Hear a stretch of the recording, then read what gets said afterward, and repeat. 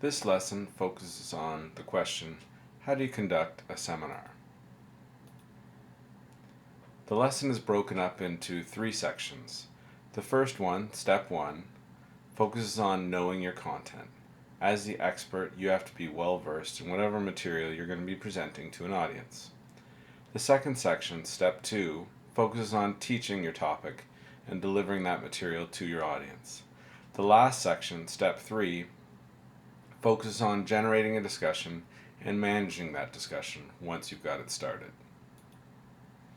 Step number 1, know your content. Keep in mind that in English courses involving seminars, the seminar assignment usually centers around a major text. This can be a novel, a Shakespearean play, or it could even be a film. Once you've read or viewed the major text in mind, you're going to need to go back and, after determining your topic or subtopic, if you're a member of a group, you're going to have to find quotations and specific references, gathering evidence that'll help support your ideas. In addition, most seminars to the primary text require that you conduct research so that you can be somewhat of an expert in your field with regards to your subtopic. Make sure that when you're conducting research, you use credible sources to support your ideas. Step number 2 involves teaching your topic or delivering the material to your audience.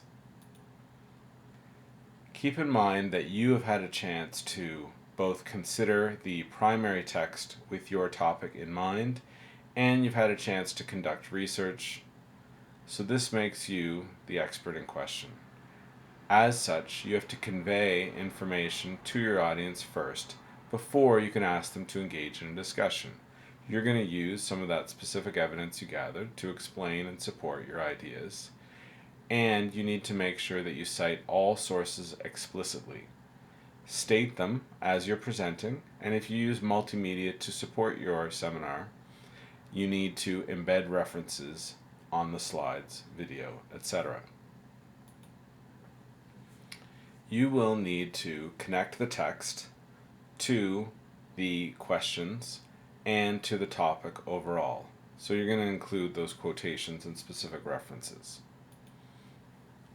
Step number 3, after you've prepared the audience, it's time to generate a discussion, and as leader, you'll need to manage the discussion as well. The first thing, and perhaps the most important in generating a discussion, is constructing clearly worded questions that are open-ended. Keep in mind that initially you may not get much of a response, so don't be afraid of the silence. Wait. A couple seconds may seem like a long time to you, but your audience won't notice it. If you still don't get a response, use a number of strategies. One could be just repeating the question. You might want to rephrase. Consider giving them some hints, possibly some related examples. Then you might consider choosing a respondent who might kick off your discussion. When you're generating open-ended questions, what you don't want are yes or no as an answer, as they kill a discussion. You don't want to be asking for simple knowledge or content in terms of what happened in a specific event or who did this. So you don't want your questions to have only one correct response. You do want, in your open-ended questions, for multiple answers to be possible, for people to express their views and have different perspectives, and if your question is perhaps slightly controversial, it can be debated and even argued. You'll need to manage that and keep everyone focused on arguing about ideas rather than confronting each other as people. So, yes-no questions, which you want to avoid in a seminar, often begin with verbs like do or does, is or are. Open-ended questions, if you're constructing them, need to use words that we consider W5 plus H such as why, what, and how. What is the purpose of life is a good example of an open-ended question because it generates different perspectives, different answers, different responses. Are you a boy, when talking about a specific person, is probably only going to generate one of two answers, yes or no. As the presenter, it's your job to manage the discussion.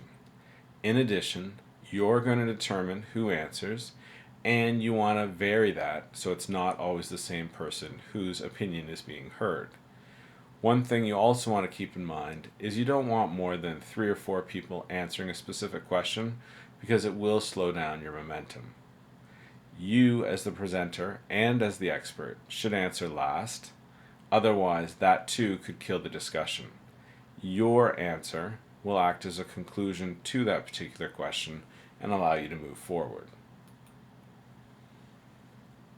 Here are a number of other notes to consider when conducting a seminar.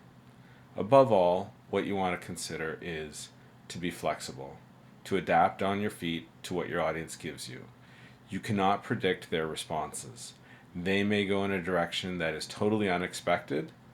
Feel free to ask additional questions that you had not prepared, and then when you're ready, come back to the discussion that you want to engage in. So, in conclusion, seminars, like any assignments, require that you prepare ahead of time. Keep in mind that anything you construct for the seminar is for the audience, not for you. So don't face the screen, don't look at your own multimedia when you should be making eye contact and connecting with your audience. You don't want to read extensively, although you might do so for something such as a quotation. Finally, conclude by restating all of the key ideas. And if you're one member in a group, you'll need to transition to the next person. Good luck with your seminar.